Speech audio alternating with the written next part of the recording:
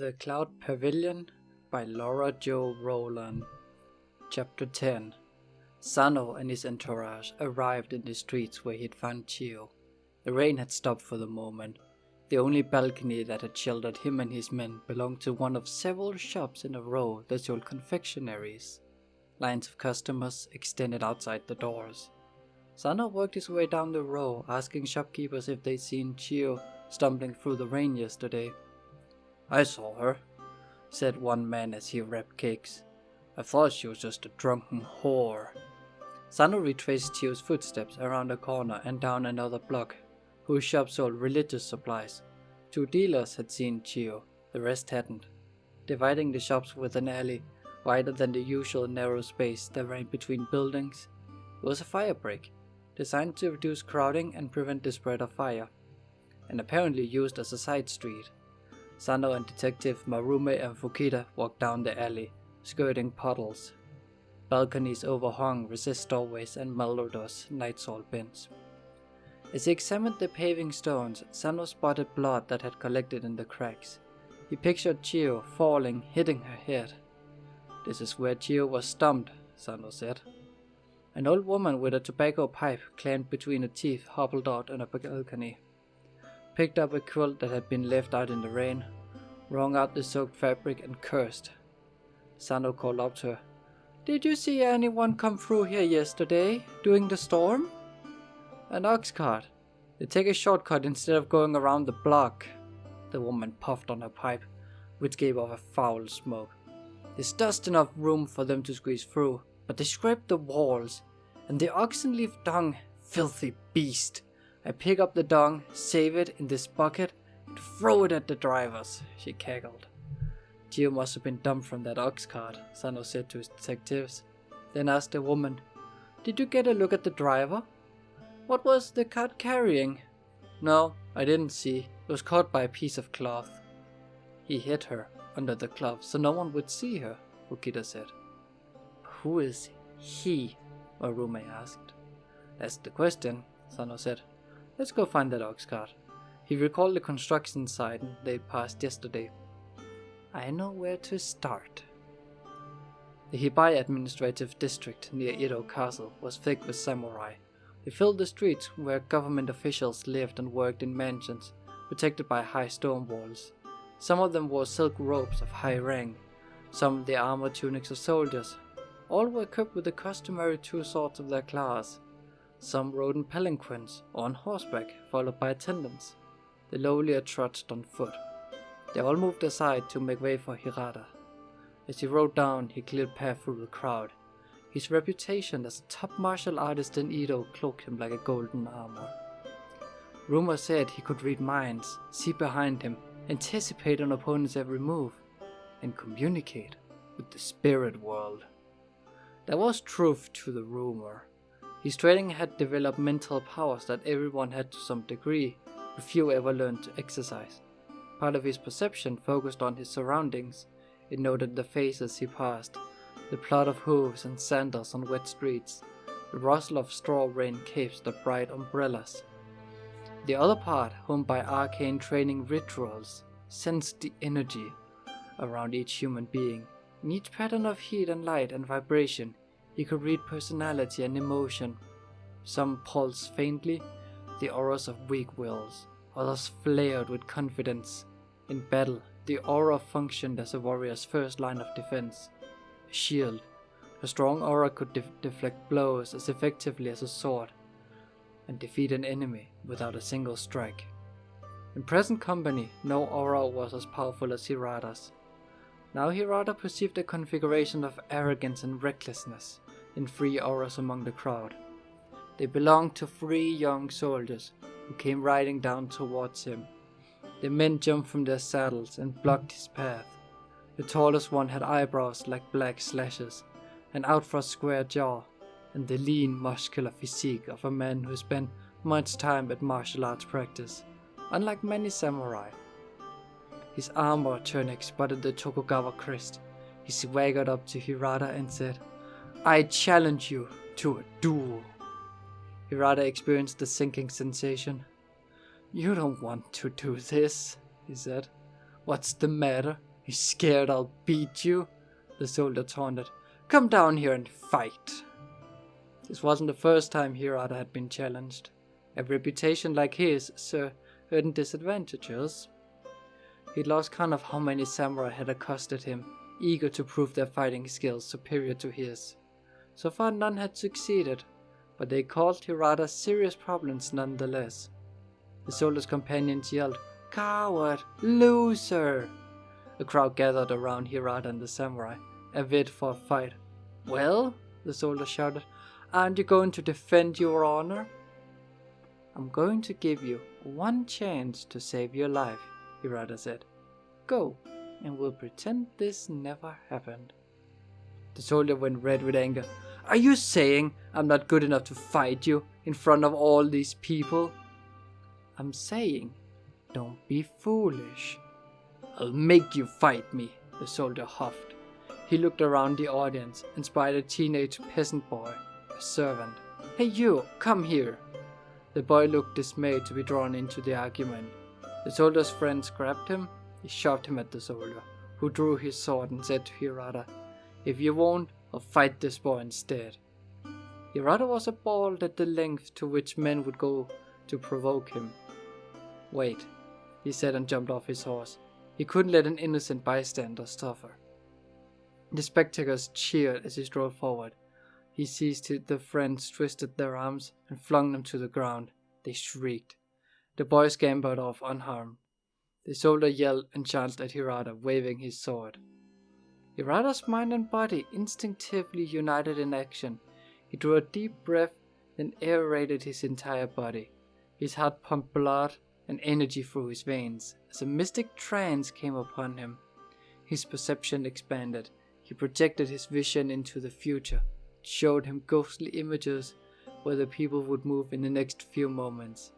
He saw the soldier coming, as if in slowed motion. His ghost one step ahead of him. The ghost's sword trailed curving, shimmering lines that the real blade would soon follow. Hirata glided between the lines. The soldier's sword whistled harmlessly around him. Hirata launched a kick at the ghost. A split instant later, his foot struck the soldier's stomach.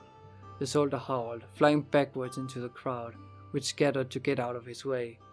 He hit the side of the building. His head banged against the wall. His face went blank. He slid down the wall, leaving a red smear where his head had hit. He sagged onto the ground, his scalp bleeding profusely. Hirata's awareness reverted to normal. The ghostly images and energy auras faded. His breathing and pulse slowed. He found himself in the center of a silent, awestruck audience. The soldier lay crumpled motionless. His friends rushed to him, crying, Ippei-san, are you alright? He'll wake up soon, Hirata said, with more confidence than he felt. He was good at gauging the force necessary to subdue attackers without killing them, but he hadn't anticipated the wall meeting Ippei's head. Let this be a lesson to anyone who wants to challenge me, Hirata announced. The crowd dispersed. As the friends of the soldier hoisted him onto his horse and led it off, along came a doshin Hirata knew from his police days. The doshin, named Kurita, was an older man with a rough, cheerful face, dressed in a short kimono and cotton leggings. In addition to his sword, he wore a jite, a metal wand with a hook above the hilt for catching an attacker's blade, standard police equipment. His assistants followed him, armed with rope for restraining criminals. Well, if it isn't Hirata-san, not another duel. Haven't you been warned about that? Yes, by the Shogun himself, no less. The Shogun had heard reports of the duels and had not been pleased. He abhorred violence, and he ordered Hirata to cease dueling and threatened him with banishment if he didn't stop. You can't have you killing and maiming Edo's best young men, especially those from the Tokugawa army. If Edo's best young men would leave me alone, there'd be no problem, Hirata said. He rode to police headquarters, a walled compound in the southern corner of the Hibiya district. Guards led him through the ironclad gate into a courtyard surrounded by barracks and stables. A few criminals recently arrested, their hands bound with rope, huddled miserably together under the dripping caves awaiting an escort to jail. Hirata strode into the main building. The reception room was a cavernous space divided by square pillars that supported a low ceiling. Messenger crouched on the floor and smoked pipes that fouled the air. Closed skylights leaked water into buckets set on the platform, where 3 clerks knelt at desks. The chief clerk greeted Hirata and said, "It's been a long time." "Greeting, Uchida-san," Hinata said. Uchida was a middle-aged samurai with flexible comic features. He'd held his job since Hirata had been a child, and was a trove of information about crime, criminals, and all police business in Edo. "What can I do for you today?" Uchida asked. "I need your help with a case I'm investigating," Hirata explained. "Chamberlain Sano's cousin Chio was kidnapped." "So I've heard." Uchida's mobile features droop with concern. He lowers his voice. "Raped, wasn't she? Poor girl. Well, I'm glad she's home safe. I hope you catch the bastard. How can I help?" Her father told Chamberlain Sano that when she went missing, he reported it to the police, Hirata began. "Have you heard about that too?" Uchida pulled a grimace. Major Kumasawa stalked in here like a conquering general. He demanded that we drop everything and look for his daughter. But we couldn't, could we? Put every man on the search and let the criminals run wild in the meantime? "Of course not," Hirata agreed. "But I hope someone made an effort to find Chio." "Sure we did," Uchida said. "A missing person is a missing person. We were duty bound to investigate, even if Major Kumasawa didn't exactly make us eat for it." If Major Kumasawa hadn't been so high-handed, the police might have worked harder and rescued Chio sooner, Hirata thought. What did the investigation turn up? Nothing. Our officers in Asakusa had a look around the shrine where she disappeared, but nobody there saw anything. But I got a bit of a news that might be related to the crime. "What?" Hirata said, surprised. "Did you tell Major Kumasawa?" The man hadn't given Sano any information from the police as far as Hirata knew. "I didn't get a chance," Uchida defended himself. "He threw a fit because we didn't all jump at once, then he stormed out of here before I could speak." "We'll cover it up," Hirata said. Uchida paused, letting the suspense build until prodded by a frown from Hirata. "Chamberlain Sano's cousin is..." Chapter 11. "Is anyone following us?" Yanikisawa said. "No, master," said one of his bodyguards. They were riding along a rain-swept quay in the Hachibodori district. Their wicker hats concealed their faces. Their straw capes covered the identifying crests on their garments. Yanikisawa glanced furtively over his shoulder at the watercraft moored at the quay. He didn't see anyone except laborers hurrying goods from barges to warehouses. But this was time for extra caution. The other guard said, "Your precaution seems to have worked." After leaving Edo Castle, Yanikisawa and his bodyguards had traveled by palanquin to the estate of a daimyo who was an ally. They'd borrowed horses, donned rain gear, and ridden out the back gate. They'd surely lost anyone who'd followed them from the castle. Now they turned down a street where shops, restaurants, and tea houses occupied narrow storefronts. The street was deserted except for a samurai, one of Yanikisawa's own troops, who stood outside a tea house, distinguished by a giant conch shell hung above its entrance. Yanikisawa's party dismounted. The samurai opened the door. Yanikisawa and his bodyguards stepped inside, where 2 more of his soldiers waited in the room, with a tatami floor and low table for drinks, otherwise empty. They'd cleared out the proprietor and customers in advance of Yanikisawa's arrival. "Are they here yet?" Yanikisawa asked, shedding his wet hats and cape. The soldiers pointed to a doorway covered with a blue curtain. As he moved towards it, Yanikisawa felt excitement speed his pulse. He was embarking upon the plan he'd outlined to his son last night. His success depended upon the people he was about to meet. Pushing aside the curtain, he stepped into another room. On the tatami floor knelt 2 old women, both in their 60s. They wore rich silk robes patterned in muted colors that gleamed in the grey light from the barred window. Their faces made up the white rice powder and red rouge, their hair upswept and anchored with lacquer combs. They both looked out of place in these humble surroundings. Otherwise they could not have been more different. A younger woman boldly spoke first. "You've kept us waiting for more than an hour." Her speech was crisp, precise, high class. She had an emaciated figure on which her rich garments hung like cloth on sticks. Her face was narrow, with elegant bone structure. but the right side was distorted, its muscle bunched together, the eye half closed, as if in pain. It was best that we not arrive at the same time and be seen together, Yanagasawa explained. Still, you took far too long getting here, Honorable. Yanagasawa raised his hand. We'll not use our real titles or names, he said, kneeling opposite the women. You can call me Ogata. I'll call you Lady Setsu. Surely, such theatrics are not necessary here. She served a disdainful gaze around the shabby room, the window that gave a view of an empty alley in the neighborhood where no one knew they ever came. There are spies everywhere, Yanagasawa said, as you well know. Lady Setsu nodded, conceding his point. Her right eye leaked involuntary tears. Me? What about me? The elder woman piped up. She had a babyish voice and a doughy face that reminded Yanagasawa of a rice cake dusted with powdered sugar. What shall I be called? She giggled. I've always liked the name Chocho. Butterfly, Yanagasawa thought. How inappropriate for such an old, fat woman. Lady Chocho, you shall be, he said, putting on his most gallant, charming manner. It's most suitable. You are as pretty and graceful as your namesake. Lady Chocho preened, delighted by his flattery. Yanagasawa smiled. He'd already won an ally, but her companion frowned. It was quite inconvenient and uncomfortable to travel so far in such bad weather, Lady Setsu said, particularly since my health is poor, as you well know. Yanagasawa knew she suffered from terrible headaches that caused spasms in her face. Yes, I do know, and I apologize for bringing you all the way out here, he said contritely. Lady Chocho had borne the fruit that was key to his plan, whose acquisition was the object of this meeting, but Lady Setsu had a say in the matter too.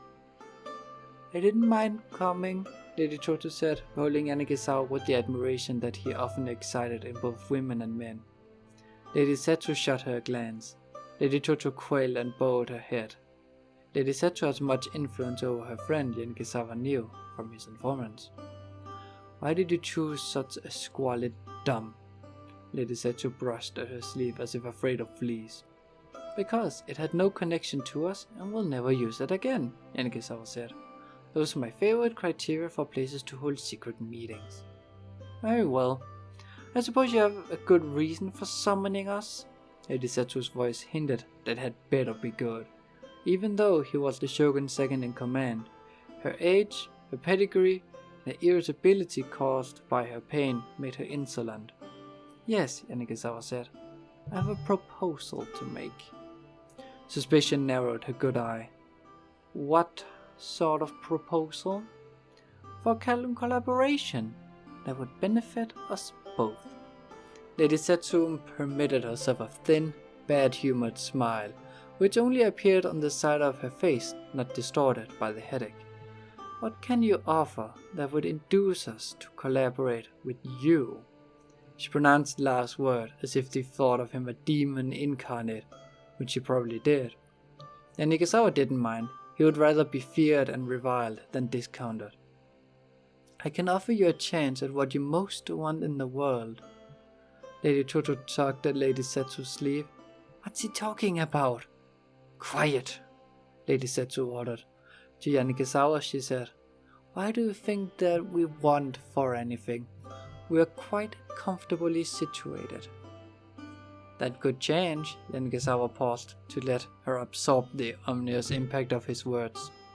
The shogun's health is uncertain. Lady Setsu regarded him suspiciously. His Excellency was well enough to attend the martial arts tournament yesterday. She was well informed, Yanagasawa observed. Just last month, he was wretchedly ill. You must be aware that he grows feebler with every passing year. Well, yes, but he often fancies himself ill when he isn't really. Still, he's an old man. He'd expected to die sooner rather than later. Lady Setsu hesitated to say, he's been threatening to die for ages. Just as Yanagasawa had hoped, the prospect of the shogun's passing deeply worried her. He hasn't yet. Nobody lives forever, Yanagasawa pointed out. And when he does die, the regime will change hands. The new dictator will have little use for people close to the past shogun. In case she missed his hint, he added, people such as you. Fear flashed across her expression, and Yanagisawa knew he had her in his grasp now. People such as yourself, she retorted. True, Yanagisawa said. I'd like to know that when the dictatorship does change hands, I'll be safe, wouldn't you? Lady Setsu said grudgingly. I see your point. I don't, Lady Choto said, pouting because they left her out of the discussion. And Yanagisawa turned to her with his most charming smile. My point is that we have too much in common, and we're destined to be great friends. Oh, I'd like that, Lady Choto simpered. Lady Setsu flicked a tolerant glance at her companion, then said to Yanagisawa, What is your proposal? He hid his glee that he'd coaxed her this far. He must exercise caution. The first step would involve a wedding. I love weddings. Lady Choto clapped her hands in delight. Who's getting married? Comprehension dawned on Lady Setsu's face. Your nerve is astounding. You take my breath away. He takes mine away too, Lady Choto said with a giggle. So, you don't like my plan? Yanagisawa prepared to argue, cajole, and eventually convince. I didn't say that. Lady Setsu's manner expressed reluctant admiration for his ingenuity. But you realize there are serious obstacles. None that I can't get around. Her painted eyebrows rose in surprise. She shook her head. I always knew you were ruthless, but until this moment, I didn't realize how much so. Well, what do you think? Yanagisawa said. Shall we be partners? I say yes, Lady Choto said, ready to join him in anything he proposed, whether she understood it or not. But Lady Setsu said, I refuse to make a major decision in such a hurry. There are other people whose future is at stake. Of course, Yanagisawa said. I didn't mean to imply that the interest of all parties wouldn't be taken into account. Forgive me if I gave you that impression. I was about to suggest that everyone involved should meet and have a chance to approve of the plan. For a moment, Lady Setsu beheld him with silent outrage that he would forsake all sense of propriety and ask her to be his accomplice. But they both knew how much she dreaded the future and the unknown. Better to ally herself with a demon who was familiar than to depend on the whim of strangers. I will take the next step, but that is all I will commit to, for now, she said. That's good enough. Shall we have a drink? Oh yes, Lady Choto said. Yanagisawa poured cups of sake from a decanter on the table. Lady Setsu covertly removed a vial from her sleeve and dosed her sake with opium potion. Yanagisawa said, Here's to our joining forces in the near future. I can't wait, Lady Choto said, batting her eyes at Yanagisawa. We'll see about that, Lady Setsu said. They drank and bowed. The women left the tea house first. Yanagisawa and his men took their leave. As they rode home in the rain, he congratulated himself on a mission almost accomplished. In the alley outside the tea house, beneath the window of the room where Yanagisawa had met the two women, a pile of trash stirred. Broken planks shifted. An old bucket fouled with rotten fish entrails rolled free as a man dressed in beggar's rags emerged. Toda Ikkyu stood and flexed his cramped muscles. He'd overheard everything Yanagisawa and the women had said. The paper panel that covered the window had blocked out sights but not sound. Now Toda had interesting news to report to Chamberlain Sano. Or not. Chapter 11. Is anyone following us? Yanagisawa said. No, master, said one of his bodyguards. They were riding along a rain-swept quay in the Hachiboroi district. Their wicker hats concealed their faces. Their straw capes covered the identifying crests on their garments. Chapter 12. Below the highway between Asakusa and Edo, raindrops pattered into the rice fields. Sano and his entourage rode past pedestrians who looked like moving haystacks in their straw capes. Ahead, Sano saw Hirata galloping on horseback towards him from the city. "Any luck?" Hirata said as he turned his mount and rode alongside Sano. "Yes and no," Sano said. "We located the place where my cousin Chio was dumped by a kidnapper. An ox cart was seen there, but we couldn't find it. When you don't want ox carts, they're all around, blocking the streets and stinking up the city," Marume said. "But when you do, there's not a single blessed one in sight." Sano had led his men back to the construction site where they'd seen ox carts yesterday, only to find the site deserted due to the rain. Sano and his men had combed the Asakusa district, but all ox cars seemed to have vanished. "We have to go to the stables and track down the drivers who were working in Asakusa yesterday and when Chio was kidnapped," Sano said. "Maybe I can save you the trouble," Hirata said.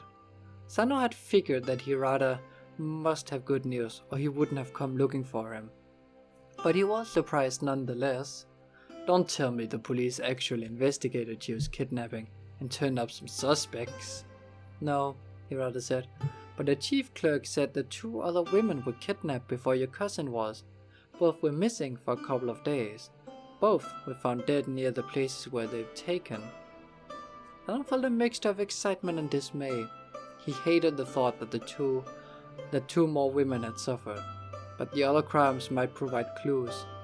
"Who are these women?" "One is an old nun named Tenguin," Hirata said. "She lives in a convent in the Socho temple district." "Merciful gods," Fukita said. "Who would rape a nun?" "She was taken on the first day of the 3rd month and found 2 days later," Hirata said. "The other is a 12-year-old girl." That shocked the detective speechless. Sano, thinking of his own young daughter, felt sick with horror. "She was kidnapped on the 3rd day of last month, found 2 days later. Her name is Fumiko," Hirata said. "I happen to know her father. His name is Jirocho." "The big gangster?" Sano said. "None other." The gangster class had proliferated since the Civil War era some 100 years ago, when samurai who had lost their masters in battles had become ronin and wandered Japan, raiding the villages. Brave peasants had banded together to protect themselves. Today, gangsters were descendants of these heroes. But times had changed. The Tokugawa government enforced law and order throughout Japan. No longer needed to protect the villages, the gangsters had turned to crime. Their ranks had swelled with thieves, con artists, and other dregs of society. "When I was a police officer, I arrested Jirocho a few times," Hirata said, "for extorting money from market vendors. There were 2 distinct types of gangster: the Bakuto, gamblers who ran illegal gambling dens, and the Tekiya, who were associated with trade and sold illicit or stolen merchandise. Jirocho belonged to the latter type. He made them pay him for not stealing their goods, and driving their customers away, and beating them up." "Why is he still on the loose?" Marume asked.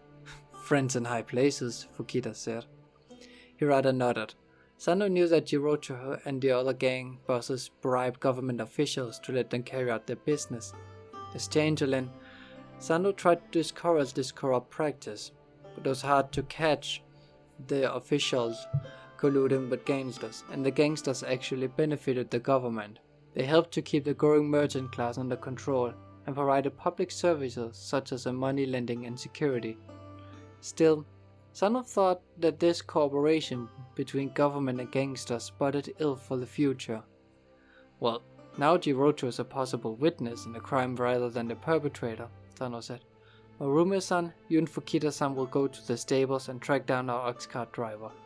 Hirata-san, you can question Jirocho and his daughter. I'll take the nun." The Sojo Temple District was a city within the city, home to 48 subsidiary temples, the Tokugawa Mausoleum, and thousands of priests, nuns, monks, and novices. The high stone walls of Keiji Convent shut out the noises from the marketplace, the traffic of pilgrims and peddlers in the streets, and the chanting of prayers in nearby monasteries. Pine trees cleansed the air in spacious grounds, landscaped with mossy boulders and raked white sand.